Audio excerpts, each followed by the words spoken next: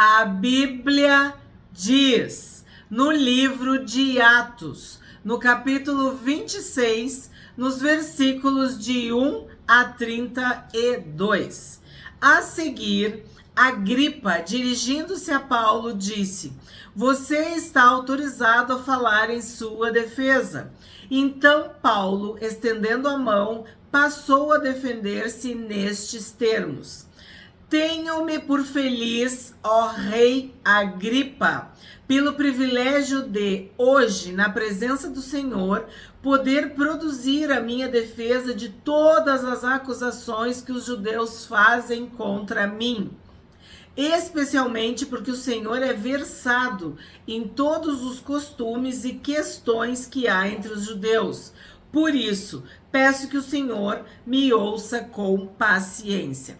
Paulo, com toda a educação, com todo o respeito, com toda a honra, se dirige ao rei Agripa e reconhece que é um privilégio estar diante de um rei, né? No caso do rei Agripa.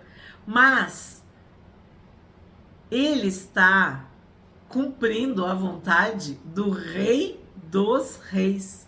Estar diante do rei Agripa, para Paulo, significa que ele estava cumprindo a vontade de Deus. Ele vai dar testemunho de mim perante reis.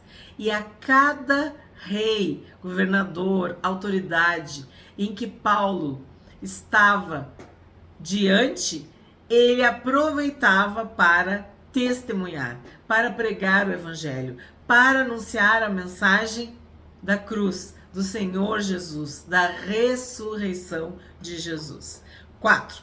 Quanto à minha vida, desde a mocidade, como decorreu desde o princípio entre o meu povo e em Jerusalém, todos os judeus a conhecem, pois na verdade eu era conhecido deles desde o princípio, se assim o quiserem testemunhar, porque na condição de fariseu vivi conforme o partido mais rigoroso da nossa religião. Paulo está querendo dizer o seguinte: se eles quisessem falar a verdade a meu respeito, eles falariam e saberiam, teriam argumentos verdadeiros, porque eu sou fariseu. Fariseu de fariseus, ele era rigoroso, ele era zeloso, piedoso, ele realmente cumpria a lei, ele realmente amava Deus e perseguia os cristãos por causa deste amor, desse zelo e dessa piedade. Então ele diz, eu era conhecido deles desde o princípio, porque foi o Sinédrio, foram as autoridades, foi o sumo sacerdote que deu cartas para Paulo, e inclusive para Damasco. E foi ali que o Senhor Jesus o encontrou. A conversão de Paulo acontece quando ele está com cartas, com autorizações para prender, maltratar e trazer cristãos e cristãs para Jerusalém, né? Então ele está dizendo assim, vocês sabem muito bem a verdade. Se vocês quisessem testemunhar a verdade, vocês poderiam, vocês teriam condições de falar a verdade se vocês quisessem, porque vocês me conhecem, vocês sabem quem eu sou. 6. E agora estou sendo julgado por causa da esperança da promessa feita por Deus aos nossos pais, a qual as nossas 12 tribos, servindo a Deus fervorosamente, noite e dia, almejam alcançar. É por causa dessa esperança, ó rei, que eu sou acusado pelos judeus, porque se julga incrível entre vocês que Deus ressuscite os mortos? Então aqui Paulo fala da esperança, da promessa, da palavra de Deus e, claro, da ressurreição do Senhor Jesus. Mas ele usa um caminho, ele usa uma trajetória, uma estratégia, ele segue um raciocínio para deixar claro que ele estava sendo acusado por causa da ressurreição. Mas se ele, como fariseu zeloso, criterioso, rigoroso, cria na ressurreição, Por que ele, como cristão, não pode confessar, anunciar e proclamar a ressurreição? É esse fio assim condutor que ele está usando. Ele está querendo dizer o seguinte: o fariseu acredita na ressurreição. O fariseu piedoso, verdadeiro, acredita nas promessas de Deus, na esperança.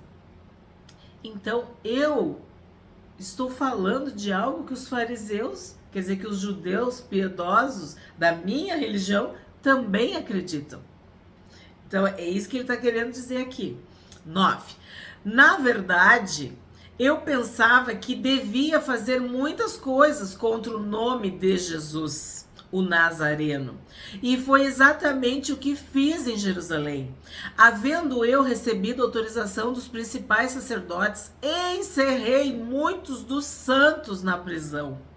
E quando os condenavam à morte, eu dava o meu voto contra eles. Muitas vezes os castiguei por todas as sinagogas, obrigando-os até a blasfemar. E demasiadamente enfurecido contra eles, eu os perseguia até em cidades estrangeiras. Só de ler, o coração da gente aperta, porque ele está confessando os seus pecados aqui. Que na verdade é o que os seus acusadores fazem. E querem fazer com o próprio Paulo. Ele está dizendo assim: eu persegui a igreja, eu prendi, eu castiguei, eu torturei, eu fiz mal aos santos. Ele tinha uma fúria, ele tinha um ódio, ele tinha um desejo de exterminar os cristãos. Assim como muitos hoje em dia, em 2025. Nós sabemos que essa fúria vem das trevas, vem do inferno.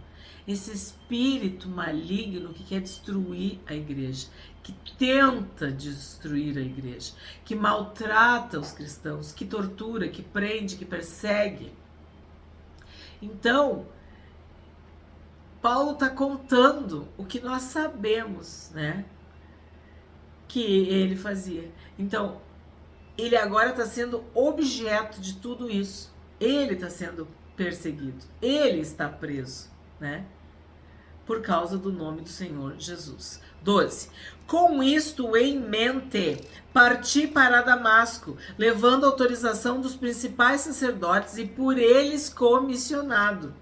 Ao meio-dia, ó rei, enquanto eu seguia pelo caminho, vi uma luz no céu, mais resplandecente que o sol, que brilhou ao redor de mim e dos que iam comigo.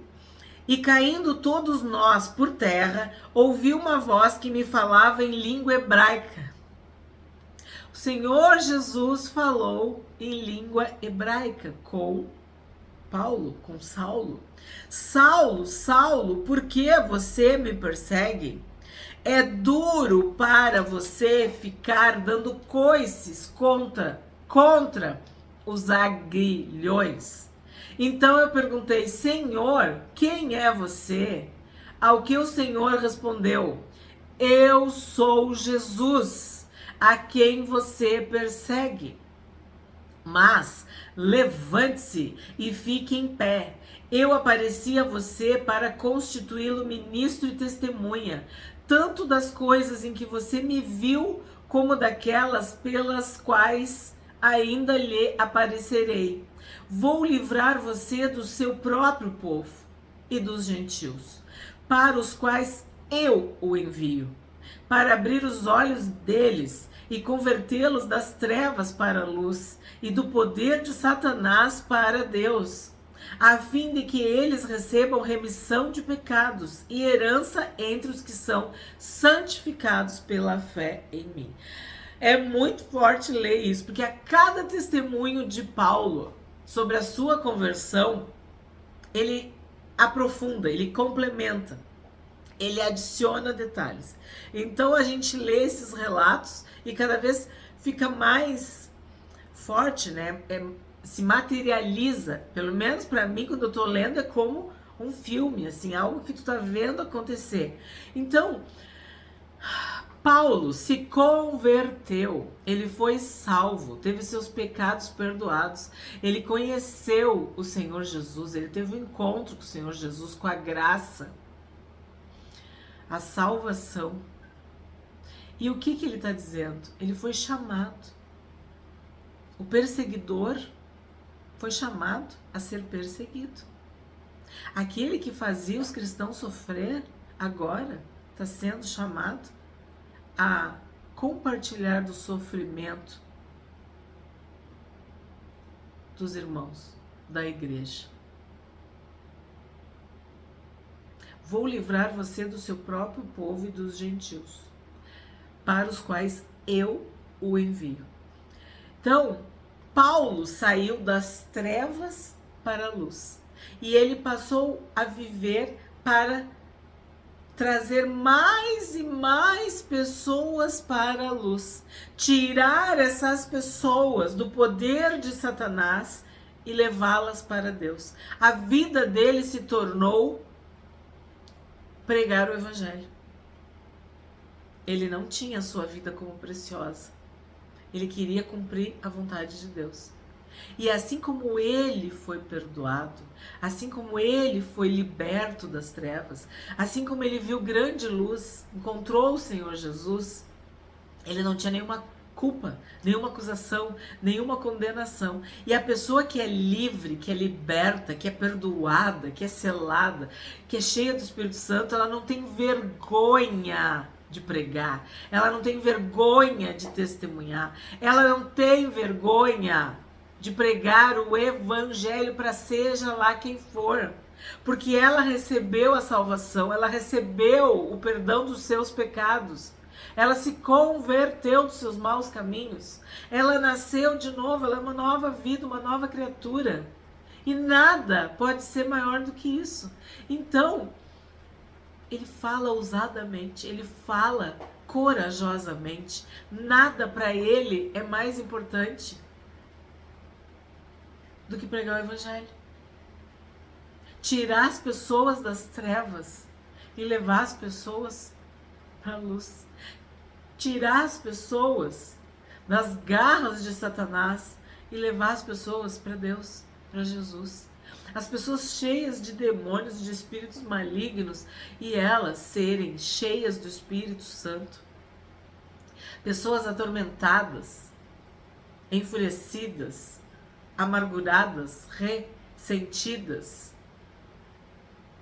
Pessoas cheias do amor, da graça, da alegria, da paz, cheias de fé.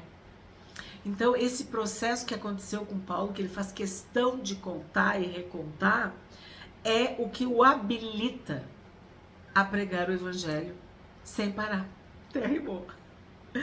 19.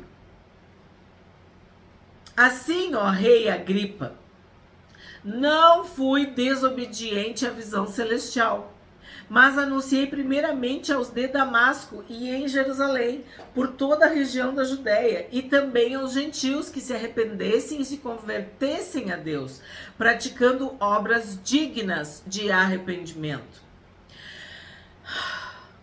Anunciei, preguei o arrependimento, abri a minha boca para contar, para testemunhar.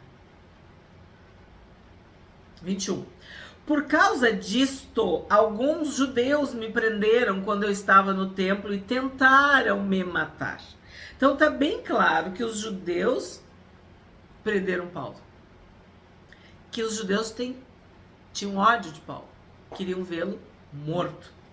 Mas, com a ajuda de Deus, permaneço até o dia de hoje, dando testemunho, tanto a pequenos como a grandes.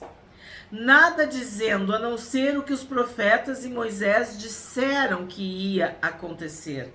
Isto é, que o Cristo devia padecer e, sendo o primeiro da ressurreição dos mortos, anunciaria a luz ao seu próprio povo e aos gentios. Então, Paulo está deixando bem claro, fizeram de tudo para acabar comigo. mas eu permaneço até hoje. Eu estou vivo, eu estou aqui diante de ti, rei. E eu preguei aos judeus e preguei aos gentios. Esta mensagem tinha que ser pregada, anunciada, primeiro aos judeus e depois aos gentios. Essa luz que é Jesus tinha que brilhar primeiro para os judeus e depois para os gentios. O Senhor Jesus veio para as ovelhas perdidas da casa de Israel, mas essa luz, ela tinha que brilhar de Jerusalém para a Judéia, para Samaria, até os confins da terra. Quer dizer, todo o mundo deveria ouvir falar do Senhor Jesus, de que Ele vive, de que Ele ressuscitou, de que Ele é o Salvador, de que Ele é o Senhor. 24. Quando Paulo estava dizendo estas coisas em sua defesa, Festo o interrompeu gritando: "Você está louco, Paulo! Ficou louco de tanto estudar." Na outra tradução, dizia: "As muitas letras o fazem delirar." Então, Festo interrompeu Paulo, porque a fé é loucura. Quando teu coração é incrédulo, quando tu tem questões, soberba, orgulho, presunção, arrogância, autossuficiência, superioridade, tu não consegue crer. Quando tu acha que tu é são, tu não consegue crer. Agora, se tu te considera doente, tu te humilha, tu te vê pecador, aí tu pode te arrepender, aí tu pode confessar teus pecados, aí tu pode receber o Senhor Jesus, tu pode receber o Salvador. Então, quando ele diz: "Você está louco, Paulo, ficou louco de tanto estudar", ele crê tanto, fala com tanta convicção que parece loucura. E sim, a palavra de Deus é loucura. É loucura. 25. Paulo, porém, respondeu: "Não estou louco, ó excelentíssimo Festo. Pelo contrário, digo palavras de verdade e de bom senso. Porque tudo isto é do conhecimento do rei, a quem me dirijo com franqueza, pois estou persuadido de que nenhuma destas coisas lhe é oculta, pois nada se passou em algum lugar escondido." Tipo assim, tu sabe muito bem do que eu tô falando, não te faz. É do conhecimento do rei. 27. Por isso pergunto: Rei Agripa, o senhor acredita nos profetas? Eu sei que o senhor acredita. Então Agripa se dirigiu a Paulo e disse: "Por pouco você me convence a me tornar cristão." Cristão. Quando ele fala cristão, ele já está reconhecendo, né? Ele não está sendo ignorante. Não, ele está falando que realmente ele conhece. Por pouco você me convence. Por pouco você me convence a me tornar cristão. Paulo respondeu: "Peço a Deus que faça com que por pouco ou por muito, não apenas o Senhor, ó Rei, mas todos os que hoje me ouvem venham a ser alguém como eu, mas sem essas correntes." Então significa que Paulo fez uma oração. Paulo orou. Peço a Deus que faça com que. Então ele orou. Ele pregou o evangelho, ele deu o seu testemunho e ele orou pelos presentes, pelas pessoas que estavam ali. 30. A essa altura levantou-se o rei e também o governador e Berenice, bem como os que estavam assentados com eles. E ao saírem falavam uns com os outros, dizendo: "Este homem não fez nada passível de morte ou de prisão." Significa, ele é um preso que não tem acusações verdadeiras. Ele é inocente. Então Agripa se dirigiu a Festo e disse: "Este homem bem podia ser solto, se não tivesse apelado para César." Então, como Paulo apelou para César, né, ele iria para Roma e continuaria sob a custódia, né, continuaria preso. Mas ele era um preso que estava preso sem acusações verdadeiras. Não havia provas concretas contra ele. Então a conclusão deles é que ele era inocente.